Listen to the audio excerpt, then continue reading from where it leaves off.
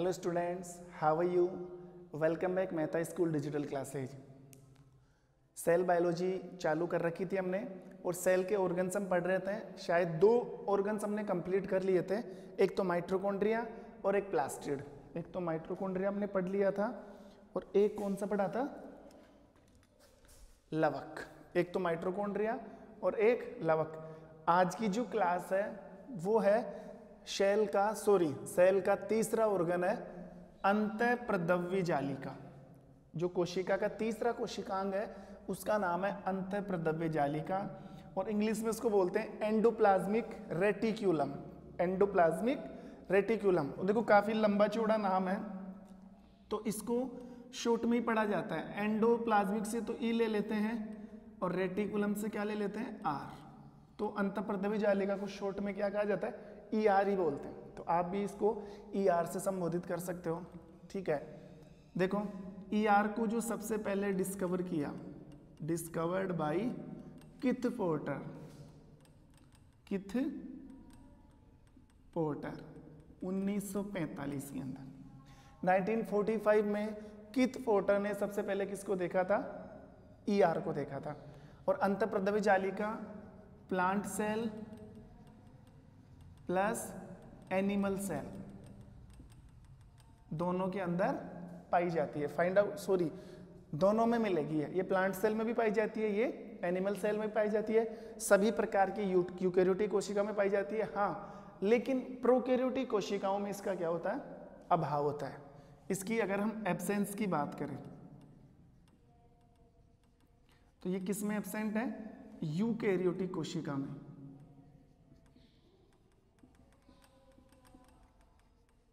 जो eukaryotic cells होती है ना उनमें ER क्या होती है? एब्सेंट होती है।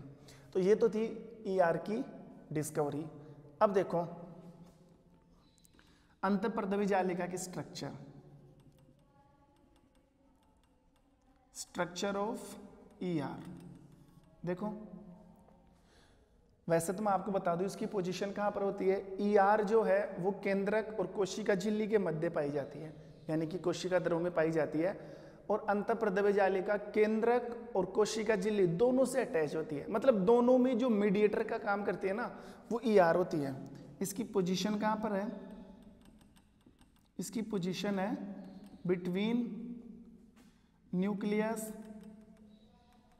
And cell membrane.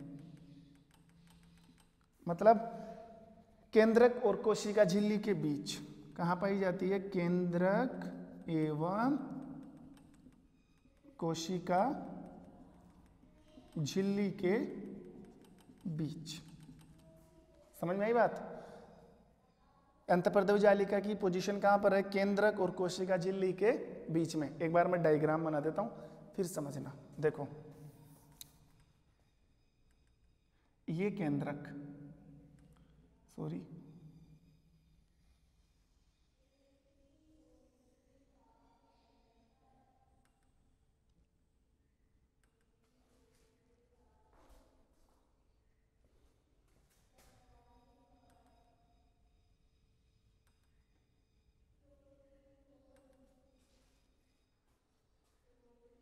ये तो कोशिका है और ये कोशिका झिल्ली।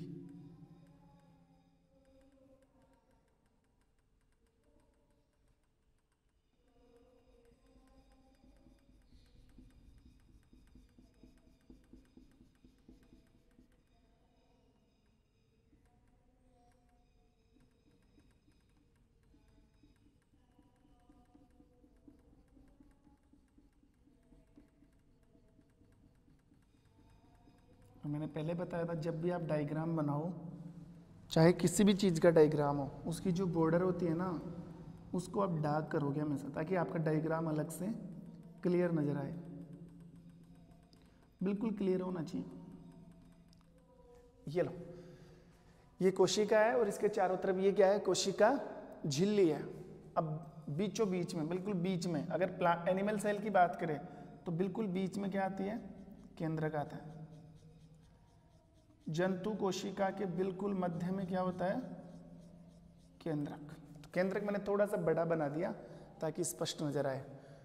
तो ये तो केंद्रक, ये कोशिका झिल्ली, क्या नाम है इसका, कोशिका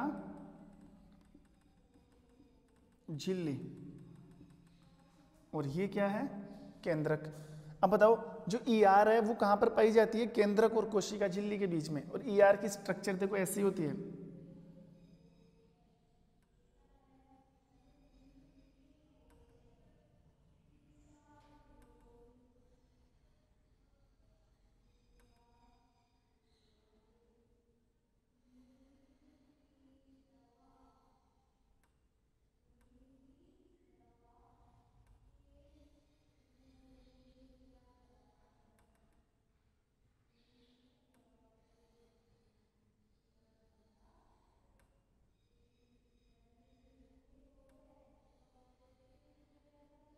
ये किसकी स्ट्रक्चर है, अंतःप्रदवी जालिका की।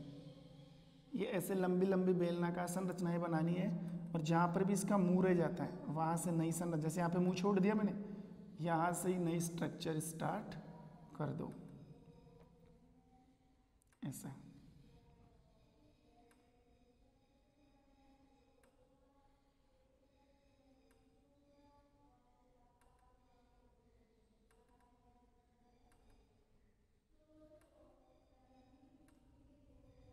अब देख लो, ये केंद्रक और ये ER किससे जुड़ रही है, इधर कोशिका झिल्ली इधर केंद्रक, दोनों के बीच में जो मीडिएटर का काम करती है ना वो ER करती है।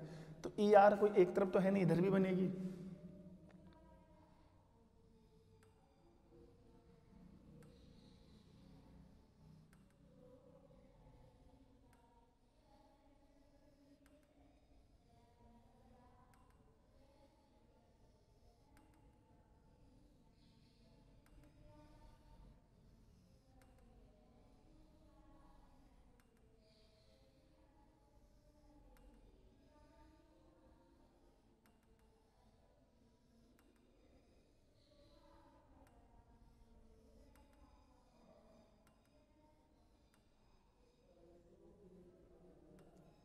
ये लो, ये दोनों तरफ क्या बनी हुई है, अंतःप्रदवी जालिका।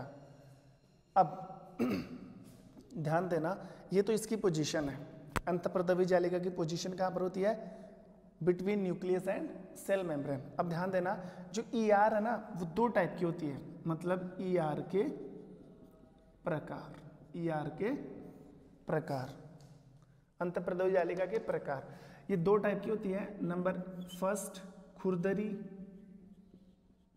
खुरदरी ER, मतलब रफ एंडोप्लाज्मिक रेटिकुलम, तो इसको हम क्या बोल सकते हैं, RER।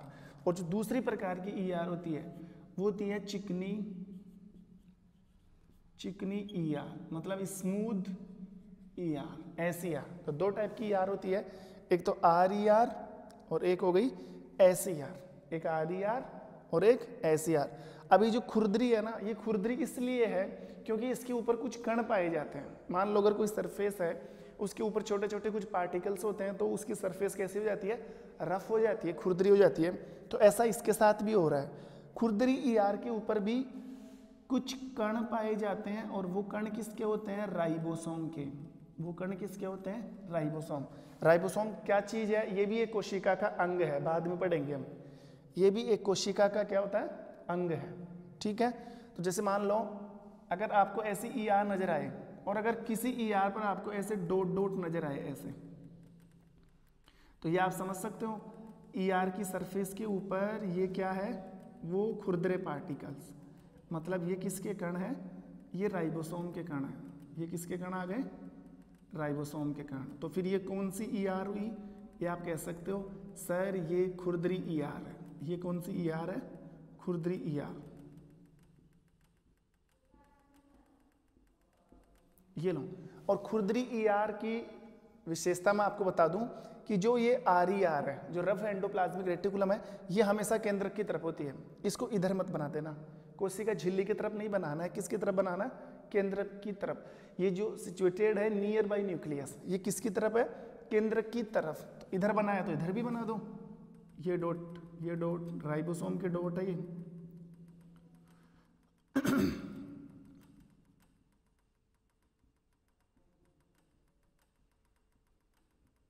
ये लो,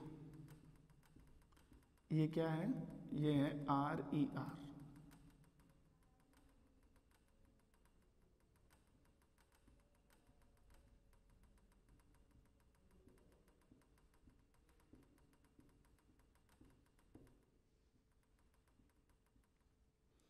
अब ये RER है, मतलब रफ एंडोप्लाज्मिक रेटिकुलम।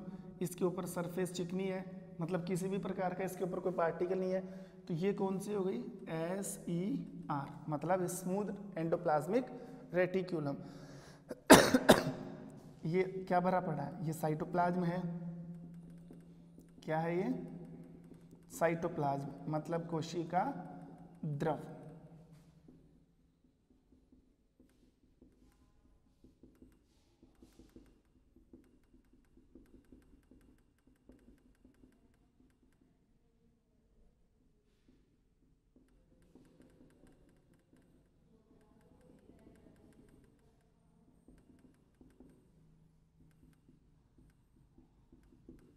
ये लो,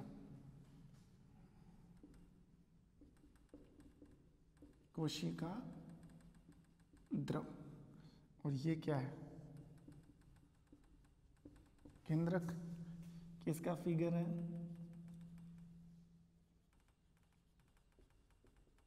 एंडोप्लाज्मिक रेटिक्यूलम।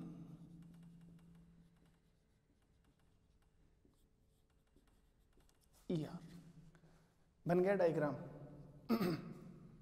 आगे बात समझ में कि ER कितने टाइप की होती है, 2 टाइप की, एक खुरदरी और एक चिकनी। खुरदरी इसलिए क्योंकि उस पर राइबोसोम के कण पाए जाते हैं। अब ध्यान देना, इन दोनों का काम तो मैं यही से बता दूं। जो खुरदरी ER है, चलो काम हम बाद में पढ़ लेंगे, लेकिन सबसे पहले ER की क्या देनी है, डिस्कवरी। फिर ER की पोजीशन बतानी है आपको, फिर इसके प्रकार, और अब हमें पढ़नी है ER की संरचना। ER की संरचना।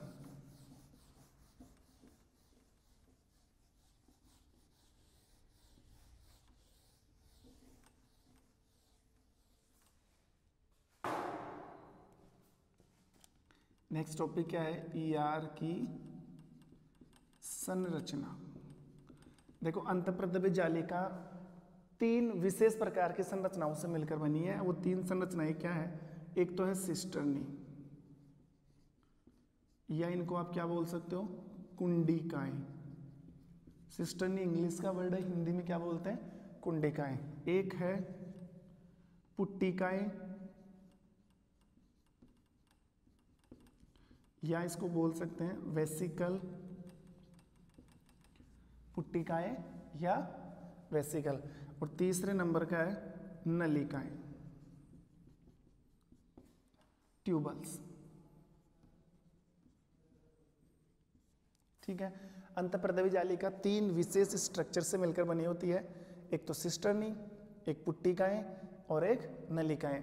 अब ये जो सिस्टर्नी है ना, ये कैसे होती है, लंबी लंबी बेलनाकार नलिकाएं, लंबी लंबी बेलनाकार नलिकाएं, ऐसे।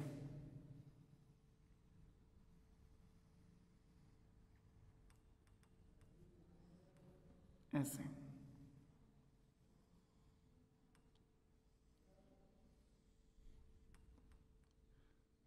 ये लो, ऐसे लंबी लंबी बेलनाकार नलिकाएं, दैट इज कॉल्ड सिस्टर्नीज। और वेसिकल जो पुट्टिकाएं होती है वो कैसी होती है, बिल्कुल ऐसे गोलाकार। कैसी होती है, गोलाकार। और जो नलिकाएं हैं वो कैसी होती है, बिल्कुल ट्यूब की तरह, ऐसे।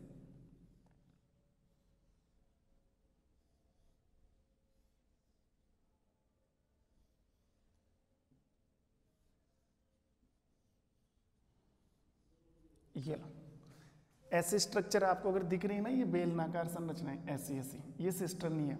ये क्या है, सिस्टर्नी है। इसके आसपास आपको ऐसी छोटी छोटी स्ट्रक्चर मिलेगी इनके पास।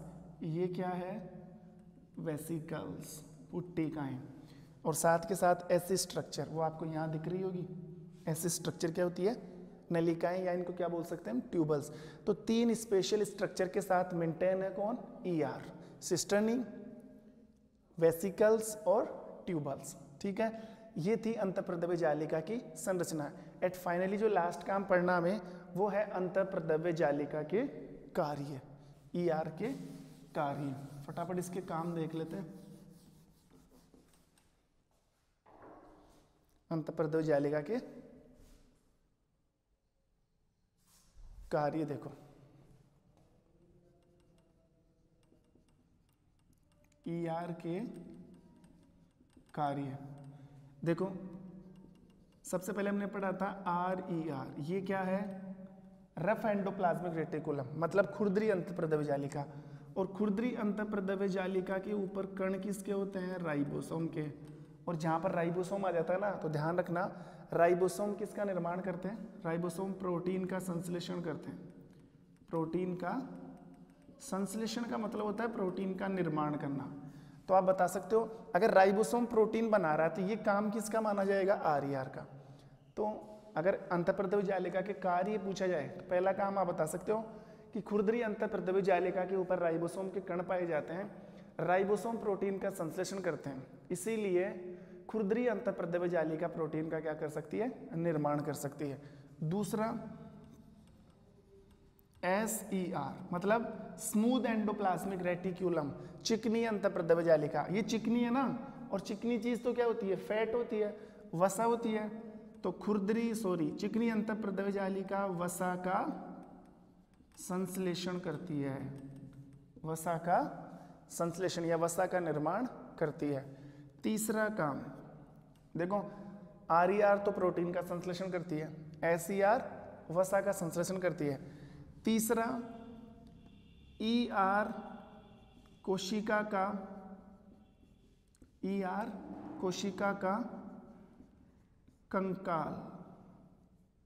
कंकाल बनाती है। दिख रहा होगा आपको? जैसे हमारी बॉडी की बात करें तो हमारी बॉडी में चारों तरफ क्या फैला हुआ है? हड्डियां फैली हुई है। तो हड्डियां हमारे शरीर का स्केलेटन मेंटेन करती है। तो ऐसे ही अगर सेल के स्केलेटन की बात करें या कोशिका के कंकाल की बात करें तो कोशिका का कंकाल कौन बना रहा है? दिख रहा होगा ना आपको, जैसे हड्डियों की तरह एक कंकाल सा बना हुआ है कोशिका के अंदर। तो कोशिका का जो स्केलेटन तैयार करती है ना, वो कौन होती है? अंतःप्रद्रव्य जालिका। तो ER कोशिका का क्या बनाती है? कंकाल, मतलब कोशिका को ढांचा देती है। नंबर 4 ER केंद्रक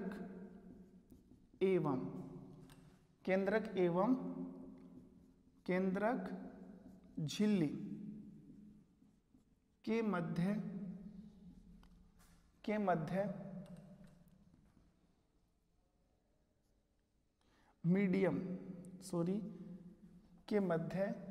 एक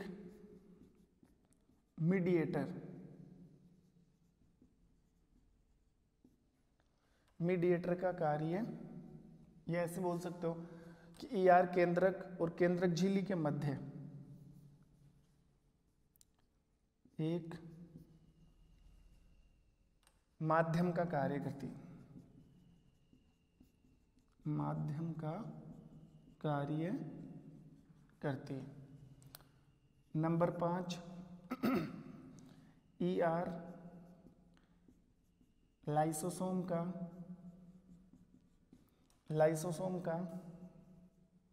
लाइसोसोम के निर्माण में सहायता करती है। नंबर 6 कोशिका भित्ति के निर्माण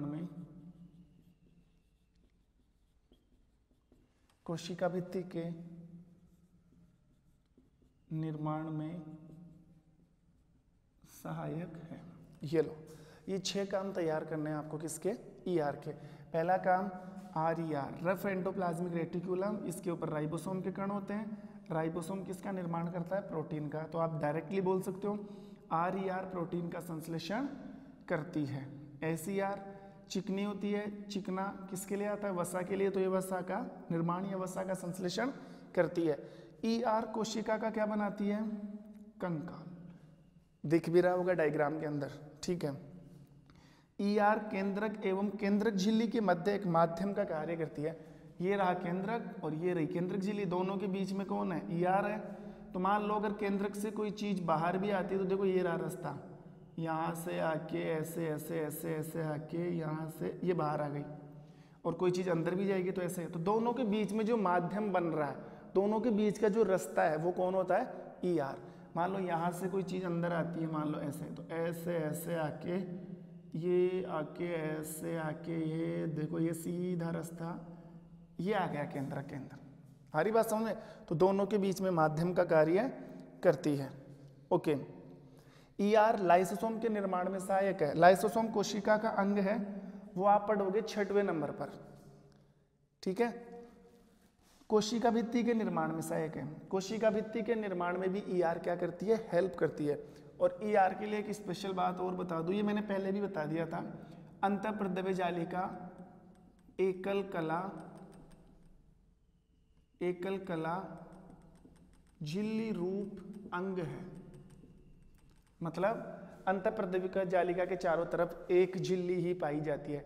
जैसे माइटोकॉन्ड्रिया के चारों तरफ डबल लेयर थी, प्लास्टिड के चारों तरफ डबल लेयर थी, इसके चारों तरफ ओनली सिंगल लेयर। एकक या एकल कला झिल्ली प्रतिरूप अंग है माइटोकॉन्ड्रिया, ठीक है। सॉरी, माइटोकॉन्ड्रिया क्या, अंतःप्रद्रव्य जालिका। तो ये 3 कोशिका के अंग हमने क्या कर लिए? कंप्लीट कर लिए। अब इसके बाद जो कोशिका का अंग आएगा वो है गोल्जी का या गोल्गी बॉडी या गोल्गी अपैरेटस या गोल्गी कॉम्प्लेक्स, वो हम नेक्स्ट क्लास में पढ़ेंगे। तब तक के लिए thank you, have a nice day.